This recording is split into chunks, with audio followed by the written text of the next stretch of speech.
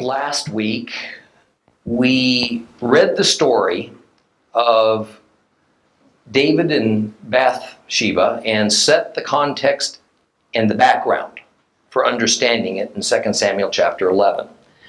We also took a little bit of time to discuss the rather lack of in-depth approach that's usually taken to explain this important narrative. We also discussed the general view of Judaism that allegorizes this story to a point that makes its important purpose practically unrecognizable. So what we find is that what's contained in this story of David and Bathsheba is so critical, we won't even finish it tonight. Let me begin by saying something that's sure to get me in a lot of trouble with most of mainstream Christianity, not that I'm already not anyway, as well as Orthodox Judaism. Allegory should hold nothing but the most minimal possible place in biblical teaching or in our forming our theologies. Allegory ought to be reserved for illustration, but not for seeking biblical truth, not for establishing biblical principles, certainly not for establishing doctrines. Recall that the definition of allegory is that a scripture passage means something different than what it says. That the author's intent is not the words he wrote down, but it's something else entirely. So even though the verse says up, it means down. If it says yes, it means no. If it says evil, it means good. It says did not abolish, it means did abolish. So on. Unfortunately, allegory is used by many within our church and in the synagogue as perhaps the primary tool to examine Holy Scripture and when delivering sermons, and most often the reason is a means to validate man-made principles, traditions, to uphold social agendas as God ordained. In other words, religious authorities and councils develop faith doctrines and principles and then read those backwards into the meaning of the Bible. Thus, by using allegory, a biblical passage can be rearranged. It can be restated to mean anything that upholds a particular viewpoint or a tenet of systematic theology. And there is no better example of this for Jew or Gentile than the story of David and Bathsheba. Now, for the Christian, it is typically related as an exciting and a comforting children's tale of the love of a handsome and powerful man for a stunningly beautiful woman, and of a confession and repentance for terrible wrongdoing. And then that confession is responded to with unlimited and unconditional forgiveness by the God of Israel. Now, for the Jew, it's a story of great merit for David that further elevates his status, his perfection before the Lord. It's of great treachery of Uriah, Bathsheba's husband, a military man, and of the justice that he received by means of his demise, and of the playing out of God's will from a determination that David and Bathsheba would be married, they would produce Solomon, and all this was a decision that God had made before the world was created. So with these two foundational doctrines in mind, some Gentile Christian translation scholars have played fast and loose with the original Hebrew words to achieve their goals, and Bible teachers and pastors have tended to gloss over David's sins, God's curse upon him, in favor of focusing solely on David's repentance and on the Father's wonderful mercy shown towards him, in order to harmonize these doctrines with biblical writings. Hebrew scholars, in order to maintain their immutable stance that David was near perfect, Messiah-like in every way, turned every divine condemnation in the scriptures against David into praise for him, and dismissed every God-directed consequence of David's sins as theoretical, but never actually being inflicted upon him. Yes, there are God principles contained in this chapter, and the next one too, that are indeed breathtaking, and they can cause even as unemotional person as myself to choke up in tears over them. So we're going to painstakingly go over these passages, so stay alert. I think perhaps you're going to view this episode a little differently by the time we conclude it, if you'll pay close attention to it. So let's reread this pivotal chapter in 2 Samuel chapter 11. If you have a complete Jewish Bible, it's page 344. 344. 2 Samuel chapter 11. In the spring, at a time when kings go out to war, David sent out Joab, his servants who were with him, and all Israel. And they ravaged the people of Ammon and laid siege to Rabbah. But David stayed in Jerusalem. And once after his afternoon nap, David got up from his bed. He went strolling on the roof of the king's palace. And from the roof he saw a woman bathing, who was very beautiful. David made inquiries about the woman and was told that she was Bathsheba, the daughter of Eliam, the wife of Uriah the Hittite. David sent messengers to get her. She came to him, and he went to bed with her, for she had been purified from her uncleanness. Then she returned to her house. The woman conceived, and she sent a message to David, "I am pregnant." And David sent this order to Joab, "Send me Uriah the Hittite." Joab sent Uriah to David, and when Uriah had come to him, David asked him how Joab was doing, how the people were feeling, how was the war going? And David said to Uriah, "Go down to your house and wash your feet." And Uriah left the king's palace and was followed by a present of food from the king. But Uriah slept at the door of the king's palace with all the servants of his lord and didn't go down to his house. And when they told David Uriah didn't go down to his house, David said to Uriah, "Haven't you just arrived from a journey? Why don't you go down to your house?" And Uriah answered David, "The ark, Israel, and Judah stay in tents. And my lord Joab and the servants of my lord are camping in the countryside. So I should go into my house and eat and drink and go to bed with my wife. As surely as you live, I'll not do such a thing." And David said to Uriah, "Stay here today also. Tomorrow I'll let you leave."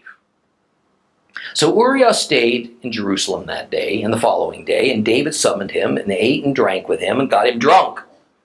But in the evening he went out and lay on his bed with his lord's servants, and he didn't go down to his house.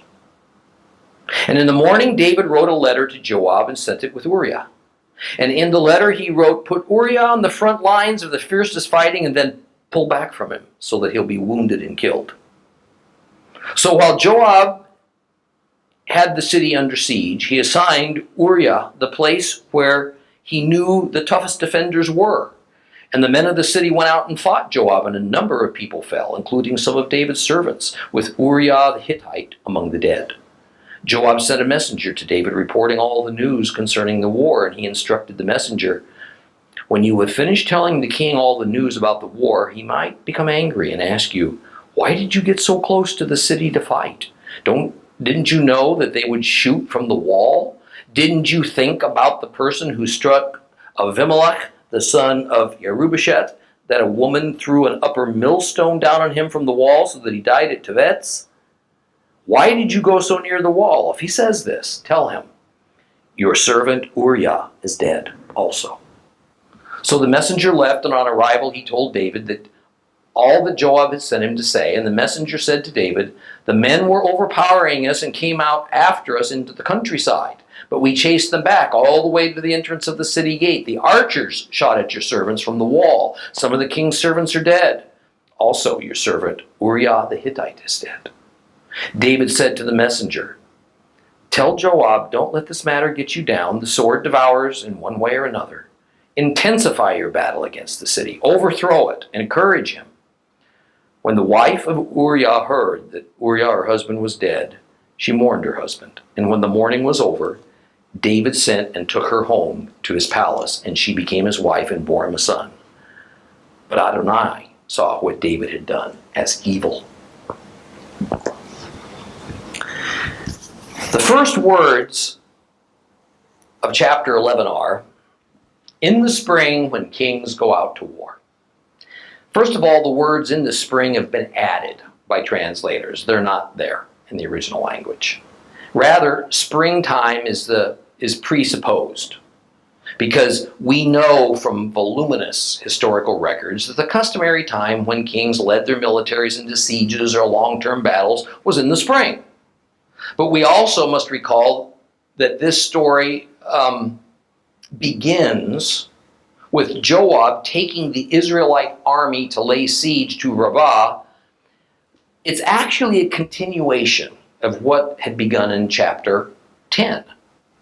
In chapter 10 of 2 Samuel, verses 13 and 14, we read, so Joab and the people with him went to battle Aram, and they fled before him. And when the people of Ammon saw that Aram had fled, they likewise fled before Abishai and retreated into the city. Joab returned from the people of Ammon, and he went to Jerusalem. So when the Syrians, the Arameans, led by Hadad-ezer, fled, and then the Ammonites retreated into their fortified capital city of Rabbah, Joab, David's army general, took his army and he returned to Jerusalem. And the reason for Joab packing up and going home is that in order to take Rabbah, a siege of the city would have to be undertaken. And a siege is basically a long-term blockade. In other words, troops surround the walled city where the residents and the military have barricaded themselves inside. No one's allowed in, no one's allowed out. The surrounding army at times pounds away at the fortifications or the city gate, but most often a siege amounts to merely waiting.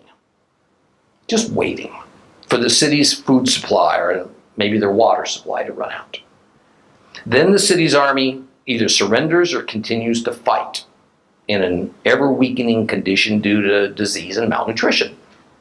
The result is inevitable, unless the city is able to hold out until the weather once again turns bad, and so the attacking army leaves. Or unless an ally maybe comes and attacks the surrounding army and then rescues the residents of the city.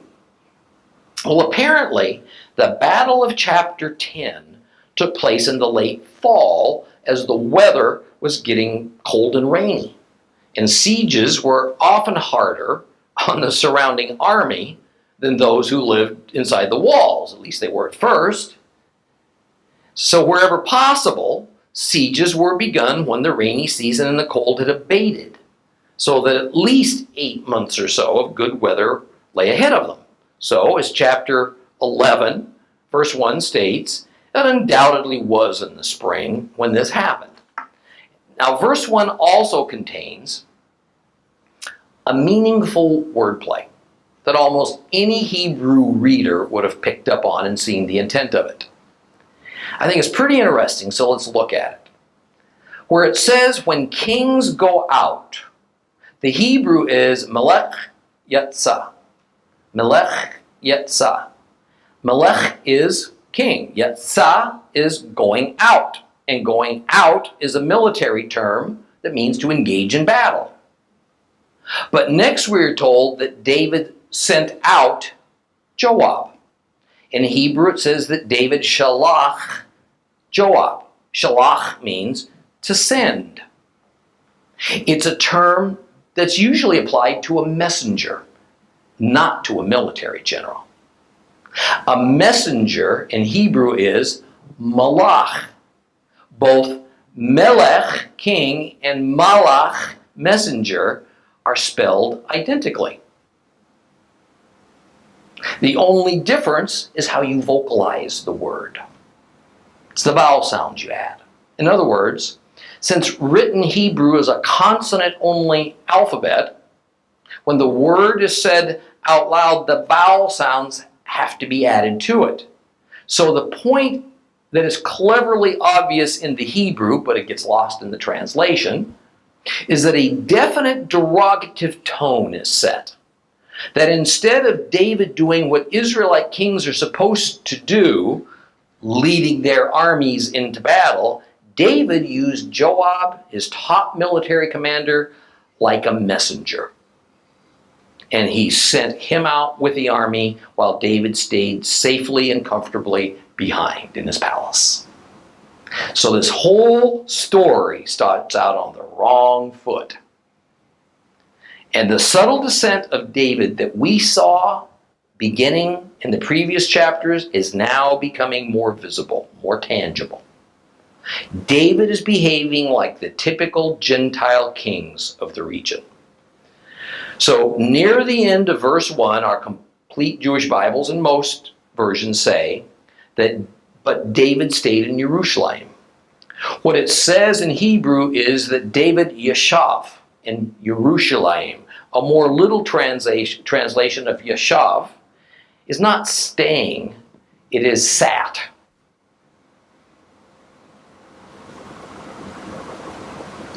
Yeshav is the opposite of yatzah. David sat instead of going out. To stay is a neutral term. It doesn't denote good or bad. To sit, that's a term that means you've got a determined, a conscious refusal to not go out when you should. And it gets worse.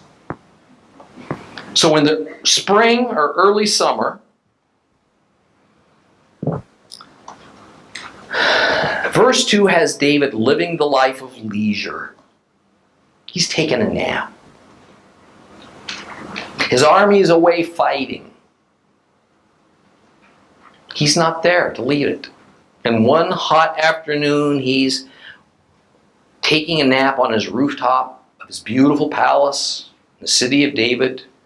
There's a nice breeze. And he wakens. I think I'll take a little walk. And he walks over to the edge. And he looks down upon the citizenry's housing that's down below him. All the little people down there.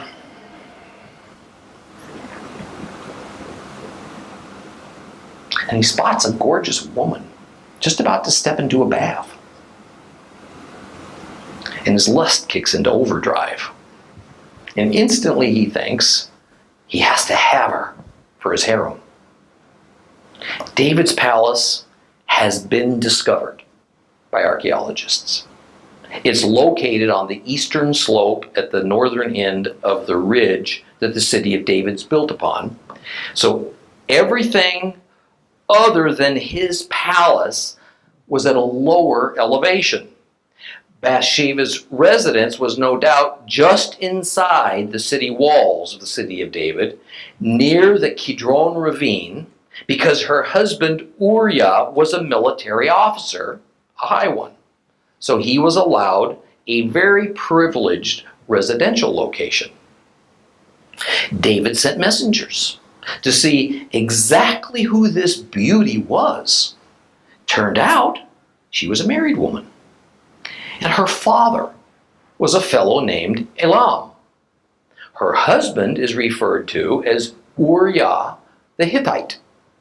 This doesn't mean he was a national Hittite, a citizen of the Hittite Empire. It simply meant that his family lineage were Hittites, who somewhere along the line switched allegiance to Israel, and so they became Israelites. And his name means light of Yah, light of God. So with such a pious name that invokes the God of Israel, there's no reasonable scenario that has him retaining his Hittite identity. Again in verse 4, the translation to English hides an important wordplay that the Hebrew makes obvious. The phrase, sent a messenger, shalach malach, to go fetch Bathsheba, corresponds to verse 1, where the king, the Melech Shalach, the king sent Joab and Israel off to war. I think you see the correlation. David wrongly sends his general off to war, and Bathsheba's husband, of course, is part of the army who went. And now with the army gone, David wrongly sends his messenger to fetch Bathsheba for the purpose of adultery. Told you it got worse. The name Bathsheba is not as certain in its meaning as the name of her husband. The word Bat means daughter. It's not a bad word play in which she got the name Bathsheba because she was taking a bath. Okay? Sheva can be used in a couple of different ways. It can indicate the number 7. That's the common way today anyway. Or it can mean oath.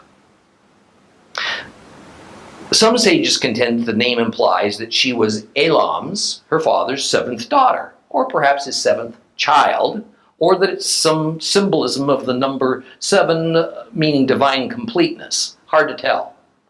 On the other hand, some sages say that it means oath and that her birth was considered the result of some type of a vow made to the Lord by her parents. It was usual in ancient biblical times that the mother named the child, although the father did have the prerogative to intervene if he saw fit. But another interesting note is that the bathing that was occurring, when David first got a glimpse of her, concerned ritual purity. This bathing was not about personal hygiene. It was about obedience to God's commandment. Verse 4 states unemotionally, just a matter of fact, that David seduced her and had sexual relations with her. And then after she went home, she sent word to David sometime later that she was now pregnant as a result of this. The Hebrew word used to add some information about this sexual encounter is that she had been purified from her tumah. Tumah means uncleanness. And in this instance, it's referring to nida, the ritual state of uncleanness that occurs during a woman's period. And we studied this back in Leviticus 15. We're not going to get detailed about it tonight. Rather, I'll just make the points pertinent to this story concerning David and Bathsheba. First of all, once a woman starts her flow, she becomes ritually unclean. During the entire time, she's not to have intercourse with her husband, or he becomes ritually unclean. And after the flow ends, she remains unclean for 7 more days. Then on the 8th day, she is to sacrifice 2 kosher birds at the temple, the least expensive of all sacrifices. She's then to immerse herself in a mikvah, a ritual bath. Now she's once again ritually clean. So, a woman is ritually unclean due to her cycle for anywhere from 10 to 14 days, thereabouts. And so abstinence all during that time is called for. Otherwise, the man, her husband, becomes ritually impure, and he has to go now through the prescribed Levitical protocol to become clean again. And whereas it's not sin for a woman to be unclean due to her period, after all, this isn't in her control, it's not her fault. It is sin for a man to have sexual relations with her because it is a choice that he's making to disobey God's commandment.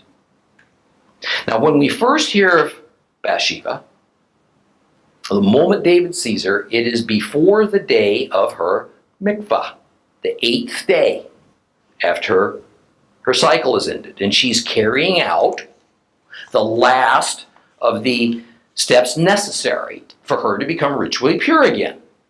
David's fully aware of this. And so verse 4 makes it clear that when David took her to bed, she had indeed completed this process of returning to ritual purity. Now, how David was able to rationalize in his mind to commit adultery, but at the same time waited until his adultery partner was ritually clean so that he didn't commit that particular sin, this is just beyond me. But rationalizing is an amazing thing. It's got a lot of power. So get the picture. David has this sexual encounter with Bathsheba a day or two after she has become ritually clean, ritually purified again. That means it's around 10 days or so after her period is ended. Medically speaking, this is around the peak time for a woman's fertility. Again, because ancient Hebrews, modern ones too for that matter, are fully aware of all this fertility timing, then one understands all the more why this information was recorded. That's why it's seen as important. Since she was a healthy young female, it was highly likely that pregnancy was going to be the result. David had to know that. And whether he factored that in or his hormones just got the better of him, it doesn't matter. But by no means was he ignorant of all the possible consequences. But another clear matter is that there is no way that this pregnancy could have been attributed to Bathsheba's husband, so that nobody would be any the wiser of adultery, because guess what? He was away on active military duty, and he had been for some time. That she had a flow and was therefore in need of a mikvah, a ritual bath, and purification, is proof she was not pregnant at the time of her encounter with David. See, there are some common sense and self-evident factors that we need to consider as this story unfolds. First is that David did not ensure secrecy by going himself, perhaps after dark, to Bathsheba and bringing her to his palace. Instead, he sent messengers. Messengers are palace servants. Servants talk among themselves. David couldn't help but to be aware of that. There's no way that what David did was going to be kept a secret for very long. Second is that there is no hint of coercion. Bathsheba wasn't kidnapped. She wasn't forced. Now, I suspect she was probably reluctant, on the one hand, no doubt. On the other, to be intimate with the king of Israel, that had a lot of allure to it. And as a normal, healthy woman, it must have been pretty tempting, since her husband had been away for several weeks at the least. Further, in 1 Kings 1 and 2, we find a very aggressive and authoritative queen mother, Bathsheba. This woman had some ambition. She wasn't easily intimidated. So tradition, as well as later biblical stories about her, leaves little room for doubt that she was complicit in this fling with David. And she can't be viewed in this as some kind of a victim. Now that David knows she's pregnant, he's got a problem. What happens when her husband finds out? Makes a fuss. By all rights, David ought to be executed for this. Of course, nobody executes the king. It's good to be the king. But think about how all this would sully David's sterling reputation. Think about what the other military officers with pretty wives would think the next time David sends them off to war. David cannot have this happen. So he devises a plan to hide his affair and his sin.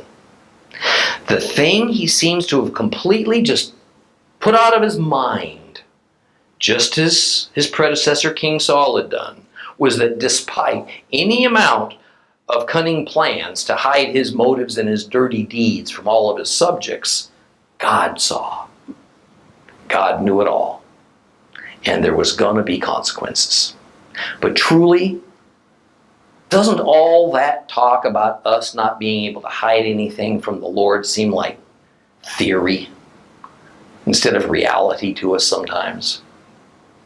I'm sure it must have to David. I mean, don't we occasionally go ahead and do what we know is wrong We intentionally break God's commandments and then somehow think that if other people don't find out about it, that's the most important thing. If we can just keep it quiet and then life moves on uninterrupted, we've kind of dodged a bullet. And why do we think that way? Because the earthly consequences of our bad behavior seem more real and more important and immediate than any heavenly consequence. So that's mostly what we're concerned about avoiding. If we cheat on our spouse and our spouse finds out, he or she will probably not keep quiet about it. Well, there goes our social circle. The spouse isn't likely to forget about it either. So our lives at home are going to become pretty miserable. Can we continue on at the same church or synagogue? If everybody knows, probably not. What happens if our family hears about it? We'll be humiliated, maybe shunned. More likely than not, we'll be divorced. Our family will be destroyed. Our hard-won assets split up. We'll be financially diminished, if not devastated. So therefore, all of our effort is focused on avoiding any of these calamities. But what about God? What about the divine consequences of our sin as concerns our relationship with Him? See, that's usually easier to put aside and worry about that later. Because we probably don't really expect to be struck by lightning or to suddenly get a brain tumor for punishment. Because, as too much false doctrine has it, God is obligated now, since we're believers, to just wave His hand over us and forgive us. So the idea of punishment is actually only theory. Too often we've been taught that Christ's blood negates the possibility of divine punishment on earth, so hallelujah, we're home free. We can just keep this thing quiet. So from the spiritual perspective, there doesn't seem to be a lot of worry for us, at least not in the near term. As wrong-minded as all that is, isn't that what our humanness often tells us? And we choose to believe? Otherwise, we wouldn't do what we did. We wouldn't make these choices, and either would have David. So David hurriedly devises a cover-up plan. And he sends for Bathsheba's husband, Uriah. It would take a few days for the messenger to arrive in the battlefield in the Transjordan, and then for Uriah to get back to Jerusalem. And when the king summons you, you make a beeline for the palace when you arrive. You don't eat, you don't visit anybody, you don't freshen up. Uriah arrives, and David is concerned not to seem too anxious. He didn't want to behave suspiciously, so he makes small talk with him. Tries to be kind of cool about it all. Friendly. Little military chit-chat. He appropriately asks about Uriah's commander, Joab. Then he asks about the soldiers. How are things going at the front? There's no mention of Uriah's answers because those questions weren't sincere anyway. And after the customary military chit-chat, David tries to dismiss Uriah by graciously suggesting that he goes home to wash his feet. Foot washing was typical Middle Eastern custom practiced at all levels of society. Simply it was that after a long journey that always involved in walking in open sandals, one's feet were hot, sore, and pretty filthy. Full body bathing didn't occur very often for a lot of reasons. For one, it just wasn't seen as needed. And for another, water was usually precious. It took a lot of effort to obtain it and to haul it around. But washing feet, that took maybe a quart of water, and so anybody could do that. Uriah was dismissed by the king, but instead of going to his own home that was just yards away from David's palace, he chose to stay with the king's royal court and his servants. See, Uriah considered himself as still on duty. And when David found out about this, he summoned Uriah and he wanted to know why he didn't go down to his own home. Now understand that on the one hand, David was telling Uriah to go home and wash his feet. This wasn't really seen as an official order. It was more of his permission to just kind of go his way, have some time with his wife.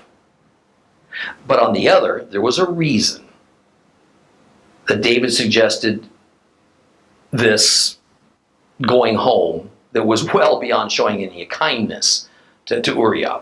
But for Uriah, he had to know that more was up than David making a general inquiry about Joab's health and how the soldiers were doing. You don't bring a military officer home on a several days journey to do what any courier could have done. Certainly the king must have wanted something else from Uriah. So he, being a faithful soldier, hung around to find out what that thing must be. And when David hears that Uriah didn't go home, he calls for him and he asks why. After all, he just arrived from a long and arduous journey, and Uriah answers that he couldn't bring himself to sleep comfortably in his own bed in a nice home and consort with his wife when all of his fellow soldiers, all of his superiors were roughing it in tents, their lives on the line, far from home. Besides, even the precious Ark of the Covenant and the tribal leaders of Judah and Israel were living in tents near the battle. It would have tortured Uriah's conscience, defied his military training as a leader to avail himself to that kind of comfort when his comrades are off fighting and dying. Now, there's so much here to talk about, but first notice how Uriah's speech must have pricked David's conscience. Imagine knowing David's motive, what he was thinking when he heard such words of unswerving loyalty, of genuine concern for the sanctity of the ark, for the safety of his fellow soldiers, and this from a mere soldier, even if he was an officer. What Uriah couldn't bring himself to do was something, even though his comrades at the battle scene would likely never have found out about it anyway, to do something that's the very thing that David was doing for himself.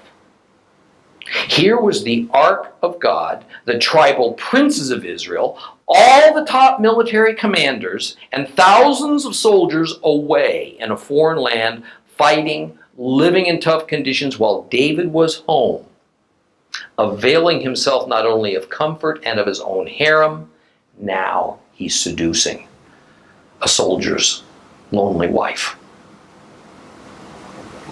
Second, there's an interesting problem that some translations from Hebrew to English hide as regards the Ark of the Covenant. It would have been customary to have the Ark of God near the battle scene. That was typical. Now, not close enough to be in danger, but close enough for the soldiers to feel comforted that it was there. No doubt the high priest would have been there with it.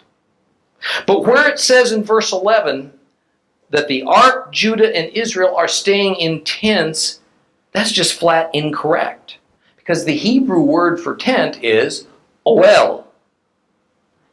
Oel is not the word that's used here. Rather, what is usually translated in tent, as in our complete Jewish Bible, is sukkah. And since we just finished celebrating the biblical feast of Sukkot, you know that a sukkah is hardly the equivalent of a tent. Soldiers don't camp in sukkahs and Sukkot. So what's going on here? Did they actually build a sukkah for the ark, as well as for the princes of the 12 tribes? We can't say it with 100% certainty, but that's probably not the case. See, a sukkah by design had a mostly open roof. It would have made pretty poor shelter for those tribal leaders, let alone the ark. Rather, I think it's meant to be taken as a proper noun. The actual word used is Sukkot, which is the plural of sukkah. And Sukkot is mentioned a few times in the Tanakh as the name of a well-known city in the Transjordan, located perhaps 20 miles from the siege of Rabbah. So what we're being told, more likely, is that the tribal leaders, the high priest, and the Ark of the Covenant were all located across the Jordan River in the city of Sukkot. Now, another thing we must notice. Despite the fact that David had been king over a supposedly united Israel for several years, the southern tribes that formed Judah and the northern tribes that formed Israel, later on called Ephraim, are still spoken of separately. And as I've stated before, the unity of the north with the south was always a fragile deal.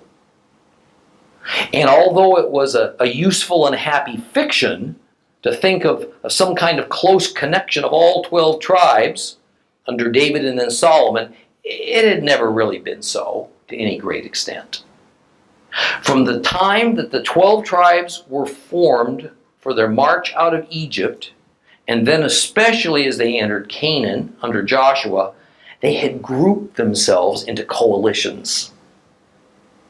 And the two primary coalitions were the 10 tribes that lived to the north of Jerusalem, and the 2 tribes that consisted mostly of Judah that lived to the south. But why was David so insistent that Uriah go home, and so personally concerned when he didn't? Why, especially, did David insist that Uriah go home and go to bed with his wife? Well, David now changes his tactics. In verse 12, fearing that any more pressure for Uriah to go home was going to arouse his suspicion, David tells Uriah that he's to stay at the palace and he can go home the next day. But the next day, David holds a lavish banquet with one particular goal: getting Uriah happily drunk. And then hopefully this makes him irresistibly amorous for his wife. To David's frustration, that didn't work either.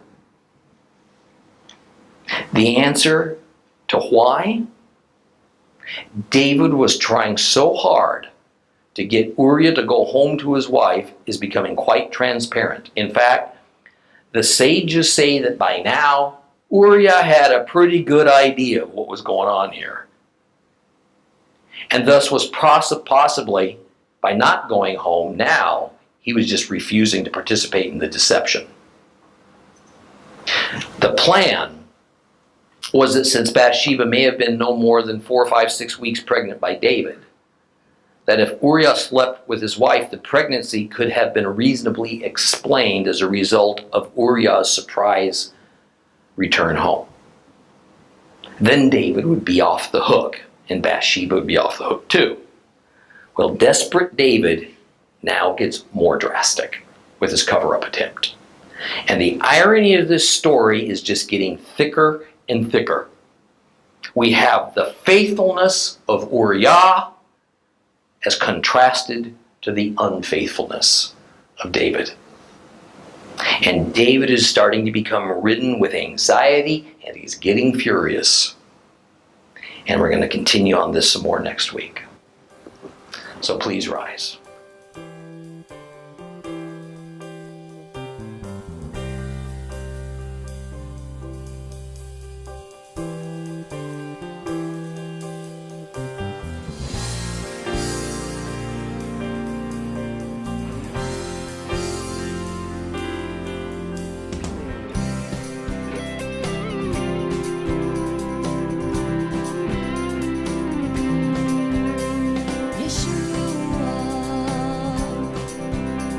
Yeshua.